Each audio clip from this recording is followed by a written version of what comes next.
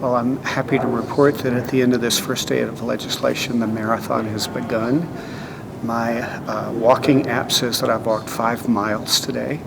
We began hearings at 7 a.m. in evangelism and communication, where I'm chair, and heard some phenomenal plans for internet evangelism and other things that are being considered. It's a great like-minded group of people, and it's an exciting, actually almost respite, to be able to hear there to talk about God in Christ and to see what develops and how we might be able to do a better job of evangelism than we have done in the past. There are also great hearings that are going on about church planting initiatives, developing what are called missionary enterprise zones to specifically reach out to underreached populations, things in Spanish.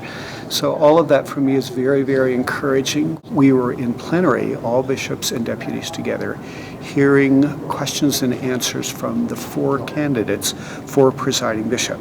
Each were incredibly well spoken. They're very, very different from each other. But our deputation that met for dinner after it was over remarked about how encouraged we were.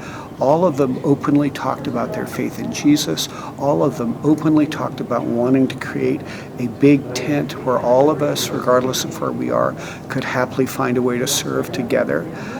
There was not the kind of doctrinaire, my way and everybody else is wrong approach that you have heard from some people, and I have heard in the past, and all of us found that refreshing.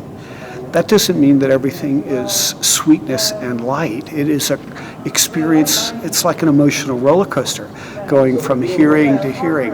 I guess probably the most inflammatory thing I heard today was in a hearing on trying to change the language of the prayer book to make it gender neutral. And one man who came up for the hearing said, "The Confederate flag is the symbol of our discrimination. The 1979 prayer book marriage service, which is only for heterosexuals, is the Episcopal Church's symbol of discrimination." So there's a lot of back and forth that seems to be going on. We're very early in this process. I know I speak for my deputation that we are profoundly grateful for your prayers for us. We have the sense that we are here by God's appointment and are happy to do so. God is continuing to bless us, allow us to speak the truth as we see it in love, build relationships with people with whom we can work on the things that we believe to be important, and I will be happy to report to you as things continue to progress. Thank you very, very much for your support and your prayers.